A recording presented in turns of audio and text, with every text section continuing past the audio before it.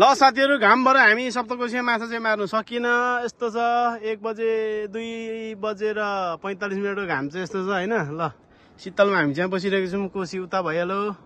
यहाँ हामी शीतलमा यसरी बसिरहेको छौं सालदा चाहिँ सुमन भाइ अनि माछाहरु चाहिँ यति परेको छ हाम्रो यी सब माछाहरु जिउँदै छ पानीमा फ्रेश छ हालिरहेको छौं हैन यी यस्तो माछाहरु अनि यस्तो माछाहरु छ यी अनि आज एउटा समुद्रको माछा चाहिँ परेको छ क्या हेर्नु हेर्नु ल समुद्रको माछा ए यो लामो पुच्छर चाहिँ यसको यस्तो ए त न कम्ती लामो छैन हेर्नु न यसको नाम थाहा भयो भने भनिदिनु होला है साथीको कुन माछा ए ल हेर्नु यो छेपारा जस्तो लामो पुच्छर भएको हैन यस्तो माछा छ ल हेर्नु ल के माछा हो यसको नाम थाहा भयो भने भनिदिनु होला अनुहार चाहिँ यसको थोपडा चाहिँ यस्तो छ पुच्छर हेर्नु कति लामो छ ल हेर्नु पुच्छर यसको पुच्छर हेर्नु ल